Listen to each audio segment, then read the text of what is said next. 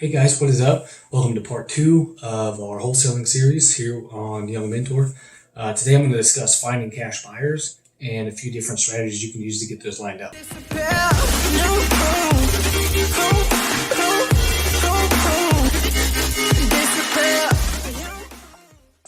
Alright, just want to reiterate again here on my videos, I'm not selling anything, just free content, free knowledge here. Stuff that I've learned over the past 13 years I've been doing this or so. I've been through 3 different coaching programs. Did one in Ohio, I did one in California, I've done one in Florida, and I actually did a small one over a weekend in Chicago, Illinois as well. So I've been doing these for a while. Those are about $10,000 a piece, which getting started is kind of expensive. Looking back at it now, I spent $60,000, $70,000, $80,000 I think total on all these classes and books and ebooks and webinars and everything like that. But coming out of it, definitely was worth it for me. Definitely trying to help you guys get to the level I'm at and get here as quickly and as cheaply as possible. All right, so let's go ahead and get started. First off, a lot of gurus will tell you to go and get your property first. I don't particularly know why they do that. I know some gurus do what they call deal splits, where you'll go out and get a deal and then they have a buyer already lined up. So you give them the deal, they bring the buyer. So each of you are in theory bringing 50% of the deal together, and then you guys will split the profit. Well, that's great for you when you're first getting started out, and sometimes they call that co-wholesaling. But they're not really doing 50% of the work if they have the buyer lined up. All they're doing is saying, here's our contact. Someone that they've already used in the past is not really doing a lot of work when you're out there talking to sellers, trying to get a deal. You're out there negotiating and stuff. But when you're getting started out, that may be your only option. So doing the co-wholesaling thing, I did it for a while. One of the courses I went and took was all about co-wholesaling. I got a couple books about it. I got a DVD and a CD about it. It can definitely work out, and you can definitely do it both ways. If you've got buyers lined up and you talk to a seller, you find another wholesaler in your area that's got a deal, work together, get it split up, and get that taken care of that way. That's definitely a good way to get started also. A little less work for you on either side of that equation. But like I said, that's the only reason why I could see for them to tell you to go and get the deal first. I like to tell people that I coach and mentor, you need to go and find your buyers first. So if you have the buyers already lined up, you get 100% of the profit. There's no deal split. There's no half and half. You get 100% of the profit. And when you're dealing with, $2,000, $3,000, $5,000, half of that's a big chunk that you're missing out on. So when you're building your buyers list, you need to place as much emphasis on the quality of your buyers as the quantity. It's great to have a lot of buyers, but if you have 20 buyers that are just garbage, that doesn't really help you out. So you need to meet people in the ways that I'm going to show you in the rest of this video.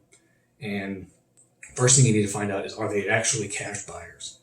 And that's a big deal because a lot of people say, oh yeah, I'm a cash buyer, but they're actually a wholesaler, which is a way a lot of gurus teach, tell people you're a cash buyer, which when you're talking to sellers, that's great, because to a seller, you kind of are a cash buyer because you're going to be offering a cash deal for their property. You're not going to be giving the cash, but the end buyer will be giving cash, so it will be a cash deal for them.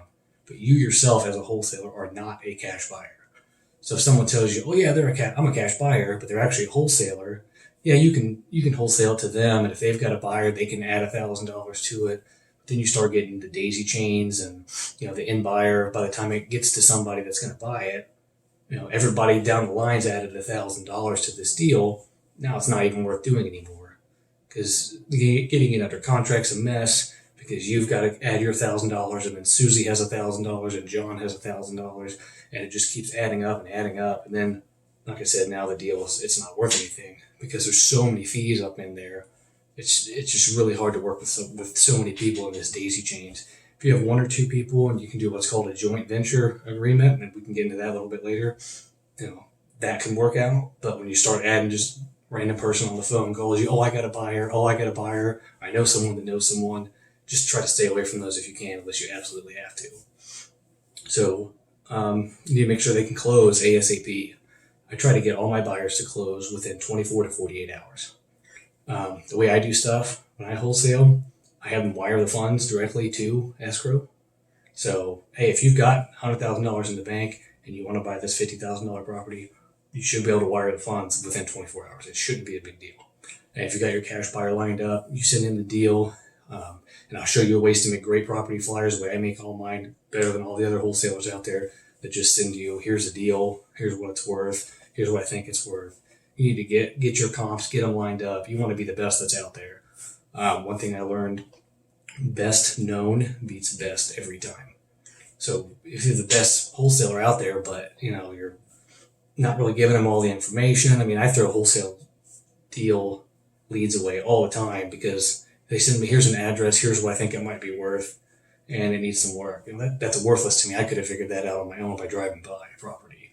But if you tell me this is how much it's going to be worth, this is how much it needs in repairs, here's a project scope that I got. Oh, also, here's an estimate from a contractor. If you have everything lined up for me, that's awesome. I'm going with you every time. And I'm going to tell you, hey, send me your leads every time. Don't send them out to anybody else. Send them to me. I'm going to buy all of them because that's great. When I send out a flyer, it's 3 or 4 pages long. It's not a short email with one picture and an address. That's worthless to me. So the more information, the better your leads are going to be, the more cash buyers you're going to have, and the more repeat business you're going to have. Repeat business is a huge, huge deal for wholesaling because if you have to constantly go out and market and find new buyers every time, it just takes up so much of your time. It just becomes worthless. So make sure they can close ASAP. Make sure they have cash in the bank. Are they using private money? That's okay. Are they using hard money? That can be okay. The thing with hard money is they are getting money from a person or a group. It's not necessarily a bank. It's not a mortgage, but that group will look at the deal and say, okay, it's kind of like what they call a gap loan or a bridge loan, where here's your property. It's going to take you 60 days to do this deal. Here's money at 9%, some ridiculous rate. But there's no mortgage process. They can have bad credit. They're lending on the deal itself, not the person. So here's the money. Do the deal. Give us our 8%. And then go on your way. But a lot of hard money lenders will look at the deal. They might send somebody out. They might require you to get an appraisal. It might take 60 days. If you don't have 60 days on a deal, especially if you're dealing with a motivated seller that's going through a divorce perhaps, and they don't have 60 days to wait, hard money isn't going to be for you. You need someone that has cash, that's buying in the area, that can say, here's cash. Cash is king. Here it is. Deal's done. So, it's best to find investors that have bought deals in the area that you're working with within the past 180 days. And it's even better if they're buying multiple properties within that time frame. When you're qualifying a buyer, there's other questions you need to ask that are very important. And I didn't know these starting out, so I called a lot of people, didn't know what I was doing, didn't know what questions I needed to ask. And I've had deals fall through because of this. So you need to know a very good way to qualify them. How many properties do you own? Do you have real estate investments currently? Do you do flips? Do you do buy and holds? How many have you done? How many did you do this year? What are you looking to do now? Do you want to flip? Do you want to rehab? Do you want a buy and hold? Are you paying cash or is it hard money or private money? How fast can you close? What areas are you interested in? Get zip codes. That's a good way to look them up. And you can look up on Zillow or Redfin or wherever you're looking. Look up by zip code. It also makes it a lot easier for comps. I always use zip codes for my comps so that they're in similar market areas.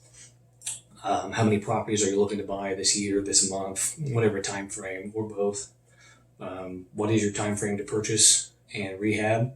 If they're okay with a 6-month rehab and you have a full tear down, that's great.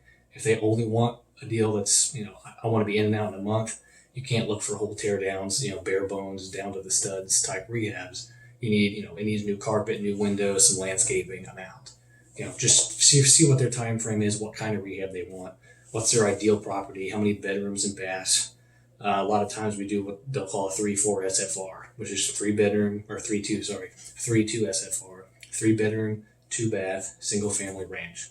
That's very standard. That's pretty much what everybody goes for. Of course, there's different areas are going to have different standards. You go in a little lower income areas, you might find a 2-1, or higher income areas. If someone wants to do a rich family house, it might be a 5-bedroom, or who knows. But 3-2 is going to be your typical house. Find out if an HOA is okay and how much is that HOA going to cost, and what if they have a limit for that? 55 and older or Section 8, see if that's okay. See if frame is okay, or if they just want to do CBS. Single families, or do they want to do multifamily, townhouses, condos, apartment buildings? I mean, they just kind of see exactly what they want. Sometimes they just want commercial buildings like gas stations and things like that, restaurants, hotels. See if it matters if there's sewer or septic system, if there's any other kind of deal breakers, and what the level of rehab and their budget. Don't be afraid to ask for their budget. I know sounds like it would be a tough question, but if you don't ask them, you don't know, and you don't want to find someone a $200,000 deal and they've only got 50 grand. So you need to know what the budget, what they're working with, what they're comfortable with. Just, hey, how much money are you working with? What price range are you looking at? Just, you don't have to be real nosy, just a simple question, and just find out where you need to be looking and what price range. You might want to ask for a POF letter, or what they call proof of funds. And it's a letter you can get from your bank that basically proves how much money that they have, and that they're not lying about how much money they say they've got. And you can get that in the form of just like a bank statement. I've seen people just send me their bank statement. Basically, you just want to see the liquidity that they have there. Retirement account statements, stocks or bond statements work, because anything that you can pull out, 401k, something they could pull out liquid tomorrow and hand you 100 grand. There are a lot of ways to locate buyers. Now, this is not going to be a first-time home buyer or a family that just moved to the area. It's going to be an investor or a contractor, someone that will be buying the house for the purpose of making money. You're going to buy it and repair it and sell it, or buy it and rent it out. Someone that's going to be using it as an income-producing property. My favorite way to find buyers is just reach out to people in the area that I'm buying at the time on Facebook and LinkedIn. I'll look on LinkedIn for someone that's a real estate investor, or someone that has buy and hold or fix and flip, or look for wholesalers there too. If you want to network and communicate with people, like I said, maybe do some co-wholesaling, things like that. It's a good way to find people. It's a professional network. That's what it's there for doing business together. Facebook's great too. A lot of people put out their Facebook stuff. Plus, since it's a little more social, you can kind of scope people out a little bit. Before I call any buyer or seller, I always look at their Facebook page, whether I found them on Facebook or not. Maybe their Instagram. Just depends on where I find them and what information I can look up, just to kind of see. This guy says he's a millionaire. Let me look at his Facebook. Is he driving a beat up '95 Honda Civic, or does he have a Lamborghini? Is he driving a Mercedes? You can kind of tell a little bit about him. Of course, you never judge a book by its cover. You never really know, but it's a good way to kind of judge him a little bit, just to kind of see what you're really getting yourself into. Is this guy really a cash buyer? Just so you can kind of see. Plus, you can get a little bit of information ahead of time. So, they've got 3 kids. So when you call them, you start talking to them, you already know they have kids. Hey, what brought you to the area? Hey, do you have any kids? Just little conversation starters that you already know the answers to, but that are going to start a good conversation right away. Another great place to find sellers and buyers and wholesalers is on Craigslist. And I find a lot of my connections there just on different posts, looking for this, looking for that. A good one, all the people that post "We Buy Ugly Houses," "I'll buy your house cash," or you see the signs on the side of the road that say, call this number, I'll buy your house cash. Those are called bandit signs, the ones that are on the side of the road with their phone number on it. Write that number down, call them up. Say, hey, I know you're looking for houses. I'm a wholesaler in the area, and just want to know, what kind of deals are you looking for? What do you need? Because obviously they need something, or they wouldn't be spending money putting signs out or spending their time making Craigslist ads if they didn't have a need for some deals. So that's a good way to get on their list, and tell them, hey, what do you need? What are you looking for? Give me your email. I'll put you on my buyers list. And then when you get a new deal in, you just blast that email out to everybody that's on your list, and then everybody sees that deal, and then you can start getting feedback right away from that. If you go to RIA meetings in your area, and I talked about them in a couple of videos before, Real Estate Investor Association, it's definitely a great way to make contacts there. Some of the RIAs require you to be a member, which it's not a big deal. It's pretty cheap, but if you pay $50 a year, whatever it is, to make $20,000, it's obviously going to be worth it. But just getting started out, something that may not be the right thing for you. But a lot of times they have free events, or come to your first 2 or 3 meetings for free. Get there, see what it's all about, see if there's enough connections there. If there's 3 people there, don't sign up. If there's 100 people there, it might be worth signing up. And a lot of times they do a stand-up meet and greet type thing. If you got business cards, that's even better. If you have a property lined up, go ahead and print out the flyer that you made that I'll show you how to make and take it in there and say, hey, I'm a wholesaler. I'm just getting started in the area. I got a deal right here. Here's a copy of it. If anybody wants to see it, I made 10 copies if you want to take it with you. I'd love to get to meet you guys and see, what you guys are all about, what you're looking for, what kind of deals you need in the area. I'd love to be able to help you guys out and see how we can work together. It doesn't have to be a huge speech, just something real simple and quick, and just make those connections there. And, everybody there is automatically going to be a good lead because they're a real estate investor. They're taking time out of their day to come and meet other people and see what's going on. So obviously they're already probably going to be invested a little bit. So once you start getting connected with the buyers, save their name, their contact information, everybody you meet, get their email, get their phone number. And it's very important to keep good records. When I first started, I didn't keep such good records. So I had people on whiteboards and sticky notes and Excel documents, and I had a CRM, and people were everywhere, and different notes here, different notes there, Word documents with some notes. And you don't have to have a CRM software. You can just make a simple spreadsheet, and that can be your buyer's list. And just have their name, their phone number, email address, and then have like a notes tab. And then put, hey, this guy's looking for a 3.2 SFR. This guy's looking for multifamily. This guy wants apartment buildings, 200 units or more, 200 doors, whatever. And, put anything you can find out about them. He's got 50 grand to spend. He needs something this month. Whatever notes you have, and then you can go when you're bored one day or when you're working, pull that up. Hey, I need to find John, a single family house in 45440 zip code for $50,000, and then go on Craigslist and find it. Go on Zillow, go on Redfin. Look at the software I'm going to show you. Have it pull everything, all your leads that you need. Start going down the list. Start calling those sellers up, and start making deals. Get some deals under contract, and then start blasting them out to your email list. Another good way to find investors is by looking at the county assessor website for properties that have been purchased recently. The best way to look for these is you want something that's what we call non-owner occupied. So it's not something that I bought for my family to live in. It's something that John Smith bought, but it's not his primary residence. So if John Smith lives at 123 Main Street, but he just bought a property at 91 Fernwold Drive, you can go and look and it'll show who bought it and where they live. So if John Smith, who lives at 123 Main Street, bought a property somewhere else, there's a good chance that's going to be an investment property, especially if John Smith bought 3 properties this month. Or if it's bought by Florida Investments LLC, then it's a good chance that obviously it's an investment company. So hit those people up and find out, hey, I see you just bought a property in the area over at 91 Fernwold. So if you repeat that, let them know, you know what you're talking about. You got your stuff figured out. You've done your homework. You know that they bought this at this address. Hey, you sound like you're pretty legit. You know what you're talking about. Hey, I saw you bought that. I noticed it was a 3.2 SFR. You paid 50 grand for it. Are you looking for more properties in the area about that price range? Or what exactly are you looking for? And then that's your foot in the door right away. You already sound like you're an expert and you're ready to help them out. One thing to be careful of when you're looking through the assessor website is some people may have vacation homes. So if your area is in Florida or California or South Carolina, somewhere people vacation, or even Maine or Ohio, or it could be anywhere. If they have family there, their vacation home, they may go to Florida for the winter and come up for the summer. Who knows?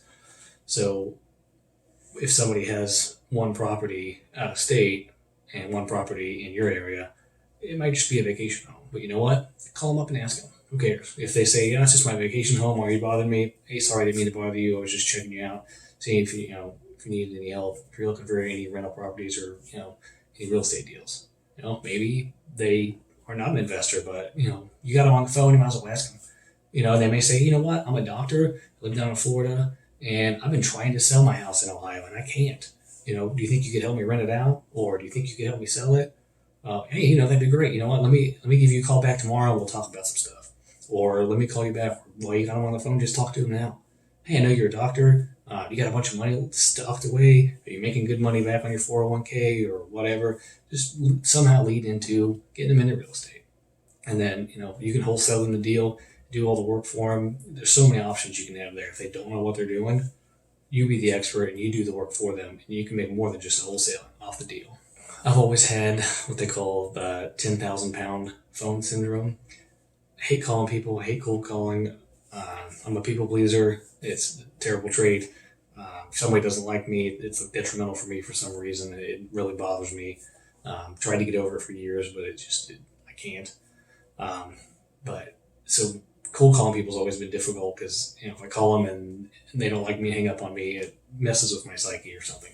But you just got to get over that, and it's something I've constantly been working on to get better. Just make the calls. They're looking for deals. They're coming to you, especially if they email you and say, "Hey, I'm looking for something."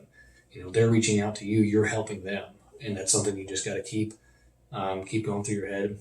Have faith in your deals. Have faith in yourself. Um, ask help from your higher power. Whatever you might need to do to get through that. Some people are great at sales. They can pick up the phone and call all day long, and that's great. I'm so bad at it. I actually hired a salesperson. I'm about to hire another one because I just hate being on the phone. And I give them 10% of the deal, and I don't have to deal with any of the phone stuff. I still manage everything else, but I just really do not like the phone stuff. So just got to keep that in your mind. If you mess up, you're gonna mess up.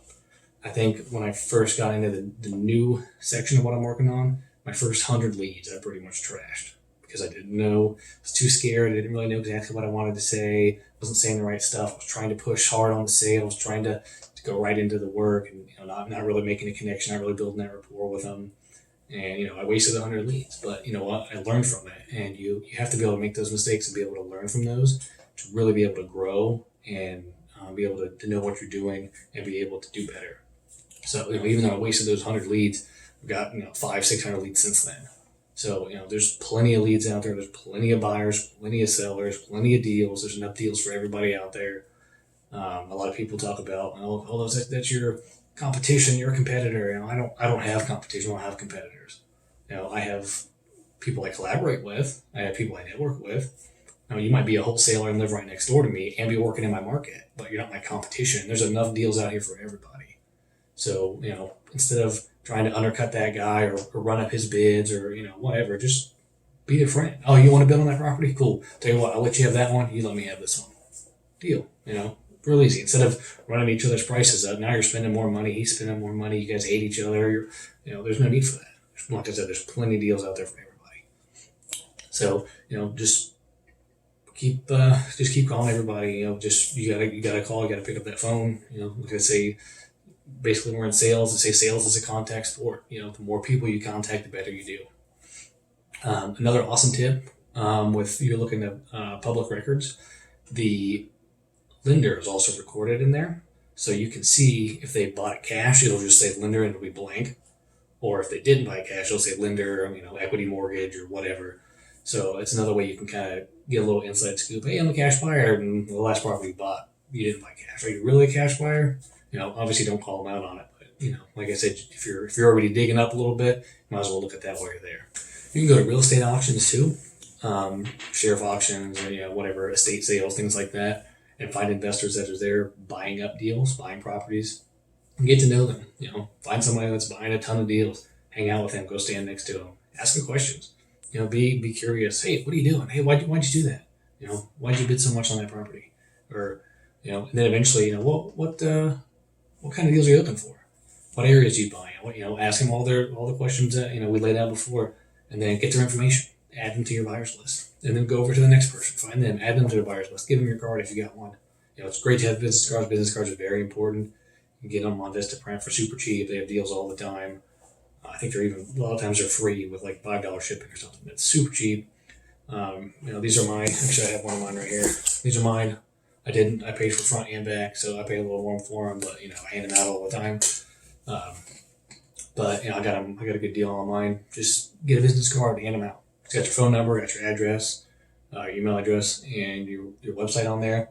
Just get them out to everybody. The more marketing you can do, get your name out in front of people. Okay, so the last option I'm going to go over. Of course, there's plenty of other options out there. These are just the main ones that are easy and free. This one actually isn't free, but there's websites out there that you can use to get lists of people. So a lot of people would like to use listsource.com, and you can target different things, different demographics. So you can literally get a list of certain people. So like I want to find someone that makes $200,000 to $250,000. Say I'm going after doctors and lawyers and whatever, rich people that have money that don't know anything about real estate. Or maybe you want to look up people that are already in real estate and you want to wholesale them. So you might want to look up somebody that's, recently purchased a fixed income investment in the area, and then put in a zip code, and then it'll, you pay whatever, however much, and then it just gives you a list of however many you pay for. That has names, address, email, phone number. I think some of them have other stuff on there. There's a cash buyer list that I use where I can find out of state investors that buy in my area, and it gives me properties they bought in the area. And I search for people that the last property they bought is in my area, but their home address is not in my area. So I want to help people that don't live in my area find deals in my area. That's partially what I do. I work with a lot of out-of-state investors. So you can look up all kinds of different options, and then you just put in whatever zip code you want. You target those people, then you have plenty of people you can reach out to. So just get them some kind of marketing collateral. A lot of people like to do postcards. I personally had never done postcards. It's so expensive to do. A lot of people use what they call yellow letters.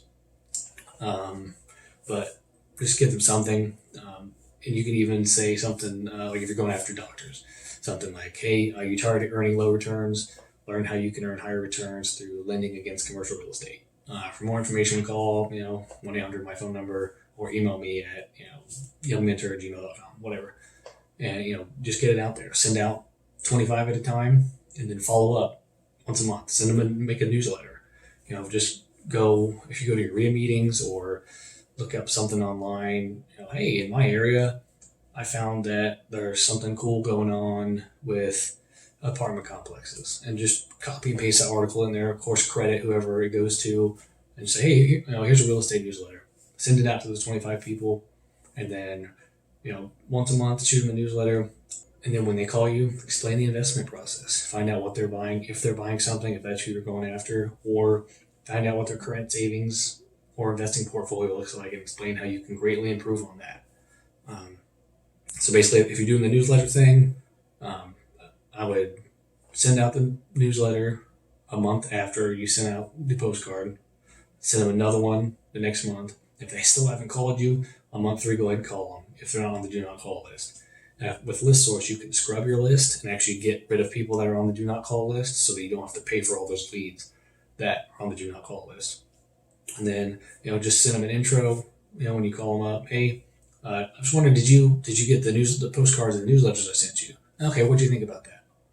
And then just go from there, start a conversation, see what they're figure out what they want to do and what they're doing currently. If you're sending a letter to buyers who bought properties recently in your area, just something simple. Send them a letter, something like, hey, my name is Chris. I saw you recently bought a property. Again, put the word in there. Hey, I saw it was over at 91 Fernwell Drive. So you're saying that, and it kind of reiterates that you did your homework, and makes you look more credible. So hey, I've been finding great deals in the area lately from my extensive connections. Even if you don't have extensive connections, you kind of got to fake it till you make it a little bit. You have been finding deals in the area, theory. So, you don't want to sound inexperienced. You want to be confident, like you know what you're doing, or you just won't be taken seriously. Definitely not advising anybody to lie. You just don't want to sound inexperienced. Nobody wants to deal with somebody that doesn't know what they're doing. So at the bottom, you want to put something where they can get a hold of you. So something like, I can be reached on my mobile at 555-123-4567, or you can email me at youngmentor@gmail.com, or you can view our inventory of discounted off-market deals or properties at my website. So some people don't like phones, some people don't like to use email, some people get too many emails. So I just give them multiple ways to contact you. You also have to make sure that people actually open the mail that you send them. You can have the best mailer ever, but if it goes straight into the trash, it's completely worthless. Especially if you're spending a lot of money sending out this marketing material, you got to make sure they open it up. So a lot of wholesalers use what they call yellow letters, and they're meant to look like they're handwritten notes from somebody so that you open them up and read them. I actually just got one of these the other day. And this is exactly how everything looks like it's handwritten. It's actually been printed. But it looks like it's on one of those little yellow notepad pieces of paper. And, oh, hey. And it kind of looks like it's handwritten. So it's in cursive. And it says, hey, my name, blah, blah, blah. We're interested in buying your house. If you're interested in selling it or any other homes you may own, blah, blah, blah. We're not realtors. We actually prefer not to work with agents. We're looking for houses to buy ourselves in any condition as investments. If your house is currently under contract with an agent, please disregard this letter. Thank you. That's got their name. So, it looks like it's handwritten. I can tell it's typed because I know what it looks like because, it's a strategy we used to use. But I personally don't send out postcards and letters. Like I said, it's just too expensive. But I see these all the time.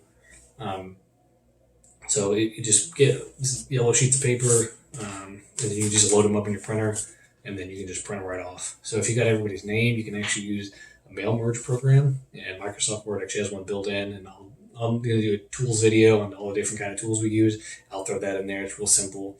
Basically, you write your letter, and then where the name is, you just put dear name, and then you have your list of names, and then when you print it, it just fills it in. So it'll say dear Sally, dear Tom, so you don't actually have to hand type every single letter, and it'll just print them all out for you.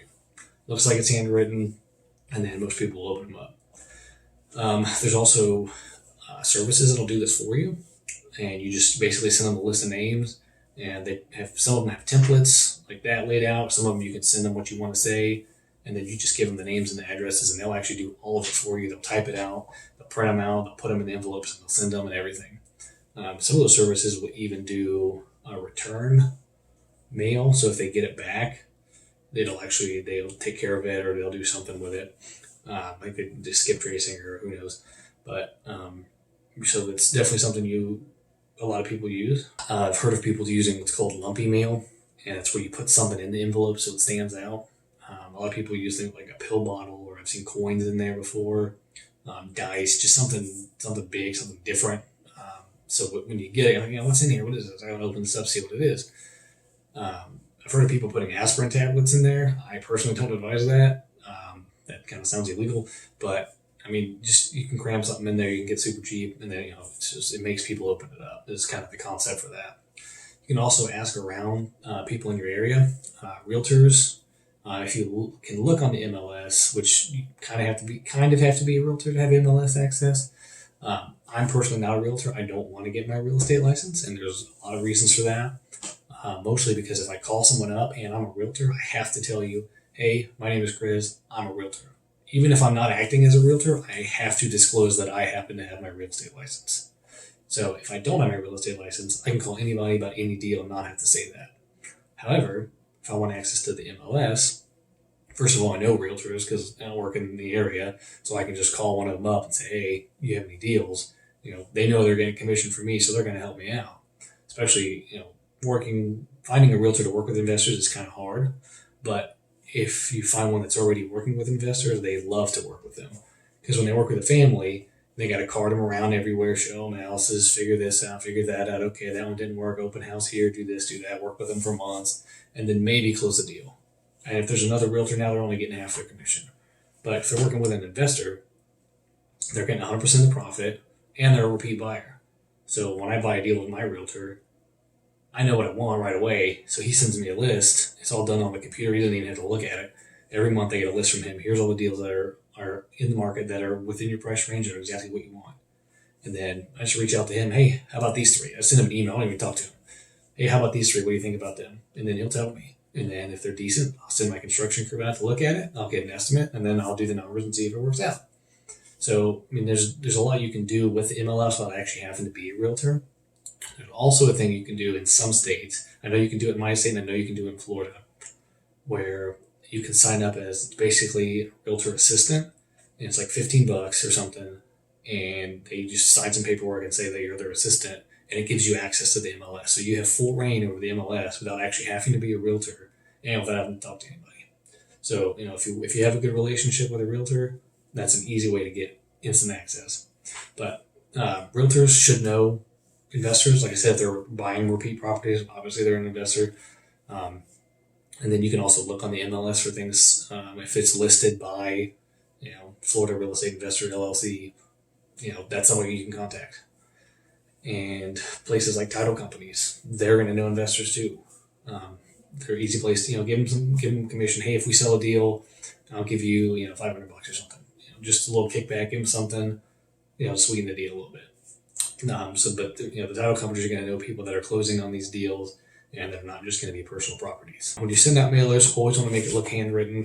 This kind of looks handwritten. Like I said, I can tell it's not because I get a ton of these, but it's definitely not. It's not typed out. It doesn't look like it's been computer generated necessarily.